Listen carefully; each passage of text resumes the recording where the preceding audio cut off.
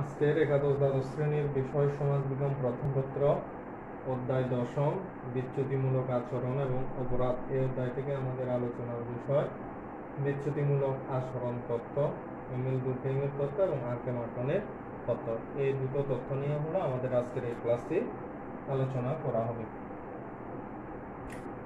মূলত মানুষ নানাবিধ সামাজিক সম্পর্কে আবদ্ধ থাকে এবং এসব সম্পর্কের সাথে নির্দিষ্ট কিছু আচরণ, প্রথা, রীতিনীতি, আদর্শ, মূল্যবোধ এবং ধ্যান ধারণার সম্পর্ক জড়িত মানুষগুলোর এই আচরণগুলোর সাথে। ব্যক্তি সমাজের এসব প্রথা, রীতিনীতি, মূল্যবোধের প্রেক্ষাপটে তার বিকাশ গতিয়ে থাকে সব আচরণের মাধ্যমে। ব্যক্তির আচরণের জন্য সমাজই একটি কাঠামো তৈরি করে দেয়, তাই সমাজই মূলত ব্যক্তির সব ধরনের আচরণের জন্য দায়ী। এই প্রেক্ষাপটে বলা যায় বিচ্যুতিমূলক আচরণ সামাজিক পটভূমিতেই কিন্তু তৈরি হয় এবং এই আলোকে কিন্তু আমরা এখন এই তথ্যগুলো নিয়ে, বিচ্যুতি আচরণের তথ্যগুলো নিয়ে আলোচনা করব। 1 নম্বর তথ্যের মধ্যে এমিল দুর্কেইমের তত্ত্ব, নৈরাজ্য বা এনোমিক তত্ত্ব। এমিল দুর্কেইম নৈরাজ্য বিষয়ে আলোচনা করতে গিয়ে বলেন, সমাজে যখন নৈরাজ্য দেখা যায় তখন মানুষ বিচ্যুত আচরণ করে থাকে। আর নৈরাজ্য বলতে বোঝায় সমাজের আদর্শ বা মূল্যবোধহীনতা। সমাজের আদর্শ বা মূল্যবোধহীনতাকে কিন্তু নৈরাজ্য বলা হয়ে থাকে। অর্থাৎ নৈরাজ্যজনক বা বিশৃঙ্খল অবস্থায় সমাজে রীতিনীতি, আইন কানুন, বিশ্বাস প্রভৃতি ভেঙে পড়ে এবং ব্যক্তির উপর সমাজের কোনো নিয়ন্ত্রণ থাকে না। তখন মানুষ এই বিচ্যুত আচরণগুলো করে থাকে। দুর্কেইম আরও দেখান বিচ্যুতির উচ্চ হারের ফলে সমাজে বিশৃঙ্খলা দেখা দেয় এবং দুর্কেইম 2 ধরনের নৈরাজ্যের কথা বলেছেন। 2 ধরনের নৈরাজ্যের কথা বলেছেন। একটা হলো কঠোর নৈরাজ্য, এনোমিক, সংক্রামিত নৈরাজ্য, ক্রনিক এনোমিক। এবং এই কঠোর নৈরাজ্য বলতে তিনি বুঝিয়েছেন হঠাৎ কোনো পরিবর্তনের ফলে এই কঠোর নৈরাজ্যগুলো দেখা দেয়, যেমন ব্যবসায়িক সংকট, ধর্মগত হরতাল ইত্যাদি। এ ধরনের বিভিন্ন কারণে হঠাৎ করে এই ধরনের নৈরাজ্যগুলো তৈরি হয় সমাজের মধ্যে। এরপরে সংক্রমিত নৈরাজ্য হলো, এটা অপরিবর্তনীয় রাষ্ট্র ও আধুনিক শিল্প সমাজের বৈশিষ্ট্যকে নির্দেশ করে। দুর্কেইম এই সংক্রামিত নৈরাজ্যের উপর অধিক গুরুত্ব দিয়েছেন। এভাবে তিনি নৈরাজ্যের 2 ধরনের কথা বলেছেন দুর্কেইম। এখন আবার অন্যদিকে তিনি বলেছেন বিচ্যুতি কিন্তু সমাজের জন্য প্রয়োজনীয় এবং দুর্কেইমের এই মতানুযায়ী বিচ্যুতি 2টি গুরুত্বপূর্ণ কার্য সম্পাদন করে থাকে। এগুলো হলো, প্রথমত বিচ্যুতির রয়েছে অভিযোজন ক্রিয়া এবং সমাজের নতুন ধারণা এবং চ্যালেঞ্জ প্রবর্তনের মাধ্যমে বিচ্যুতি উদ্ভাবনী শক্তিতে পরিণত হয়। এটি সমাজে পরিবর্তন বয়ে আনে। দ্বিতীয়ত বিচ্যুতি সমাজে ভালো এবং মন্দ আচরণের মধ্যে সীমা নির্ধারণে সহায়তা করে থাকে। কোনো একটি অপরাধমূলক ঘটনা যত উদ্যোগের প্ররোচনা দিতে পারে, যা সামাজিক সংহতি বৃদ্ধি করে এবং সামাজিক আদর্শকেও বিন্যাসও করে দেয়। কোনো ধরনের সামাজিক মূল্যবোধ না থাকায় ব্যক্তি নিজ নিজ ইচ্ছামাফিক আচরণ করে এবং এই অবস্থায় সংগঠিত আচরণকে বিচ্যুতিমূলক আচরণ বলা হয়। এ ধরনের আচরণের কারণ হিসেবে কাজ করে স্বাভাবিক পরিস্থিতির অনুপস্থিতি বা তা একেবারে ভেঙে পড়া। মোট কথা, সামাজিক অস্থিরতা হলে তাকে নৈরাজ্যমূলক অবস্থা বলা যাবে এবং সমাজের যত বেশি অস্থিরতা থাকবে তত বেশি বিচ্যুতিমূলক আচরণও ঘটতে থাকবে এবং সামাজিক অস্থিরতা যত কম থাকবে এ ধরনের আচরণও তত কম আসবে। এভাবেই তিনি তার নৈরাজ্যমূলক তত্ত্বকে ব্যাখ্যা বিশ্লেষণ করেছেন। এমিল দুর্কেইম 2 ধরনের নৈরাজ্যের কথা বলেছেন, আবার এই নৈরাজ্য সমাজের জন্য প্রয়োজনীয় 2টি কার্যক্রিয়া সম্পাদন করে বলে বলেছেন। এখানে একটি সমাজের পরিবর্তন বয়ে আনে, আরেকটি হলো সমাজের ভালো এবং মন্দের ভারসাম্য বা সীমাগুলো নির্ধারণ করে দেয়। এভাবে দুর্কেইম তার বিচ্যুতিমূলক আচরণের তত্ত্বটি ব্যাখ্যা বিশ্লেষণ করেছেন। এখন আমরা দেখব আরকে মার্টনের তথ্য। আর কে মার্টনের নৈরাজ্য বা আদর্শহীনতা তত্ত্ব এখন আমরা তা নিয়ে আলোচনা করব। মূলত আধুনিক শিল্পায়িত সমাজের সামাজিক সমস্যা নিয়ে আলোচনা করতে গিয়ে কিন্তু এই রবার্ট কে মার্টন সামাজিক সমস্যাকে সমাজ কাঠামোর প্রেক্ষিতে বিশ্লেষণ করে সমাজ কাঠামোকেই এনোমি বা নৈরাজ্যের কারণ হিসেবে উল্লেখ করেছেন এবং এই কারণ অনুসন্ধান করতে গিয়ে তিনি দুটি বিষয়কে সম্পর্কযুক্ত করেছেন। একটি হলো সাংস্কৃতিক সমাজের মধ্যে প্রচলিত সাংস্কৃতিক লক্ষ্য, আরেকটি হলো প্রাতিষ্ঠানিক উপায়। প্রতিটি সমাজে এই সাংস্কৃতিক লক্ষ্য অর্জনের জন্য কিছু উপায় থাকে। মার্টন বলেন, সমাজে যখন লক্ষ্য অর্জন করার মতো উপায় থাকে না তখনই মানুষ কিন্তু বিচ্যুত আচরণ করে থাকে এবং প্রতিটি সমাজের কতগুলো লক্ষ্য নির্ধারণ করে দেয়া হয় এবং নির্ধারিত লক্ষ্য অর্জনের জন্য কতগুলো উপায়ও নির্ধারণ করে দেয়া হয়, কিন্তু সকল মানুষের জন্য সমানভাবে উপায় অবলম্বনের জন্য পর্যাপ্ত সুযোগ সুবিধাগুলো থাকে না। তখন মানুষ লক্ষ্য অর্জন করার জন্যই সামাজিকভাবে অস্বীকৃত উপায় বা পন্থা গ্রহণ করে থাকে।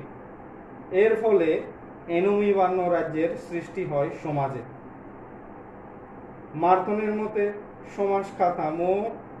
সমাজ কাঠামো মানুষকে স্বীকৃত উপায়ের পরিবর্তে মূলত অস্বীকৃত উপায়ে কাজ করার জন্য চাপ সৃষ্টি করে।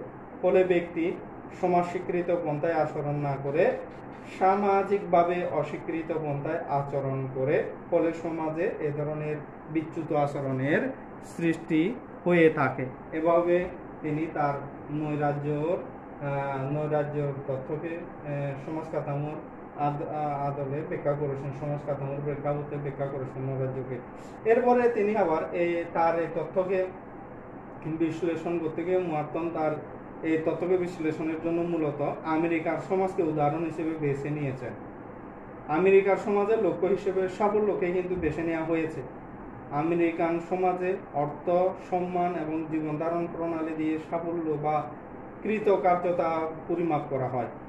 মুসলিমীয় মানুষের পরিবর্তে সকলের জন্য লক্ষ্য নির্ধারণ করা হয় এবং ধরে নেওয়া হয় প্রতিটি ব্যক্তি নিজস্ব কাজের মাধ্যমে কৃতকার্য হতে পারে, কিন্তু বাস্তবে অনেকের জন্য স্বীকৃত উপায়ের মাধ্যমে লক্ষ্য অর্জন করার সুযোগ সৃষ্টি করা হয় না বা সুযোগ দিতে অস্বীকার করা হয়। অন্য কথায় বিদ্যমান সমাজ কাঠামোই কিন্তু অনেকের জন্য পেশা, চিকিৎসা, আত্মবিশ্বাস অর্জন এবং অন্যান্য সুযোগ সুবিধার পরিপন্থী হিসেবে কাজ করে এবং সমাজ কাঠামোয় এই অস্বীকৃত উপায় অবলম্বন করে আচরণ করার জন্য ব্যক্তির উপর প্রচন্ড রকমের চাপ প্রয়োগ করে। এভাবে কিন্তু সমাজ কাঠামোর জন্যই কিন্তু মানুষ বা সমাজে বিচ্যুত আচরণ সৃষ্টি হয় বলে তিনি মত প্রকাশ করেন। আবার তার এই সামাজিক বিচ্যুতিমূলক আচরণ বিশ্লেষণের ক্ষেত্রে আর কে মার্টন কয়েকটি অবস্থার কথা উল্লেখ করেছেন।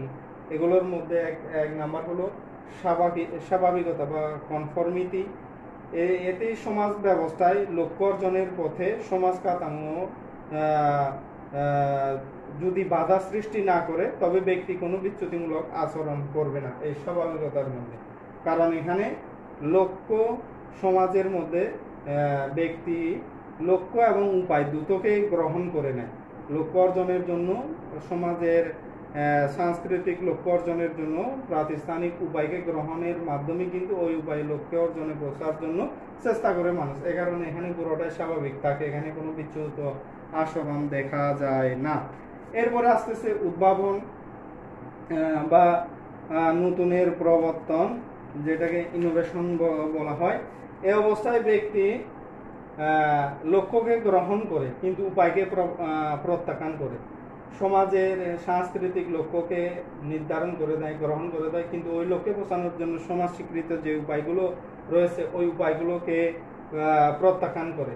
ফলে লক্ষ্য অর্জনের জন্য নতুন উপায় বের করতে গিয়ে কিন্তু সমাজে তখন বিচ্যুত আচরণ দেখা দেয়। এরপরে দেখা যায় যে আরেকটি হলো বাহ্যিকতা বা প্রথানিষ্ঠতা, রিচুয়ালিজম যেটাকে বলা হয়। এই অবস্থায় ব্যক্তি লক্ষ্য সম্পর্কে অসচেতন অসচেতন থাকে, কিন্তু নির্ধারিত উপায়গুলোর প্রতি শ্রদ্ধাশীল থাকে। মানে সমাজের সাংস্কৃতিক লক্ষ্যকে বর্জন করে, কিন্তু সমাজের প্রাতিষ্ঠানিক উপায়গুলোকে গ্রহণ করে। যেমন আমরা এক্ষেত্রে উদাহরণ দিতে পারি, কেউ সাফল্য অর্জন করার জন্য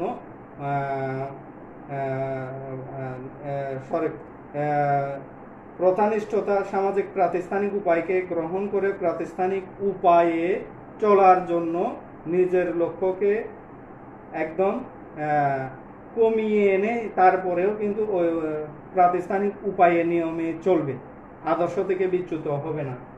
এ ধরনের এই জিনিসটুকু এই অবস্থার মধ্যে দেখতে পাওয়া যায়। যেমন পরীক্ষায় কেউ অনেকেই ফেল করলে করবে, কিন্তু নকল করবে না, বা কোনো কষ্টে জীবনযাপন করবে তারপরেও দুর্নীতি করবে না, ঘুষ গ্রহণ করবে না। এই ধরনের অবস্থার মধ্যে এটা আমরা দেখতে পাই। আরেকটি হলো পশ্চাৎপসারণ বা রিট্রিটিজম বলা হয়। এই অবস্থায় ব্যক্তির কাছে লক্ষ্য ও উপায় কোনোটাই গুরুত্ব থাকে না, লক্ষ্য এবং কোনোটাই গুরুত্ব থাকে না এবং কোনোতেই গ্রহণ করে না, অর্থাৎ নিজের জীবনের প্রতি উদাসীন থাকে বলে বিচ্যুতিমূলক আচরণে জড়িয়ে পড়ে। যেমন সমাজের মধ্যে যে অস্বাভাবিক আচরণকারী যে মানুষগুলো রয়েছে, আমরা যাদেরকে বলি পাগল, স্বাভাবিক আচার ব্যবহার করে না, এদের কাছে সামাজিক স্বীকৃত লক্ষ্যগুলো গ্রহণযোগ্য নয়। এই লক্ষ্যগুলো সম্পর্কে ওরা জানে না, আবার ওই লক্ষ্যে পৌঁছানোর জন্য বা সমাজের প্রাতিষ্ঠানিক যে উপায়গুলো রয়েছে এগুলো সম্পর্কে ওরা জানে না। এরপরেরটা হলো বিদ্রোহ বা রেভিলিয়ন। এই অবস্থায় লক্ষ্য এবং উপায়ের পরিবর্তন গতির নতুন লক্ষ্য এবং উপায় নির্ধারণের চেষ্টা করা হয়, এবং এক্ষেত্রে দেখা যায় বিভিন্ন ধরনের বিপ্লবগুলো, ফরাসি বিপ্লব, তারপরে আমাদের বাংলাদেশের যে মুক্তিযুদ্ধটা হয়েছিল ওই সময়ের এই জিনিসগুলো সমাজে প্রচলিত প্রাতিষ্ঠানিক যে লক্ষ্যগুলো ছিল এগুলোকেও ত্যাগ করা হয়, এবং সাংস্কৃতিক প্রাতিষ্ঠানিক উপায়গুলোকেও ত্যাগ করে নতুন লক্ষ্য এবং নতুন উপায় এখানে নির্ধারণ করে বিদ্রোহ বিপ্লবের মাধ্যমে কিন্তু এখানে সফলতাগুলো চলে আসে। এভাবে আর.কে. মার্টন তার সামাজিক মানুষগুলোর এই বিচ্যুতিমূলক আচরণ তত্ত্বে তার এই তত্ত্বের সমাজ কাঠামোর প্রেক্ষাপটে নৈরাজ্য বা আদর্শহীনতার তত্ত্বটি ব্যাখ্যা বিশ্লেষণ করেছেন।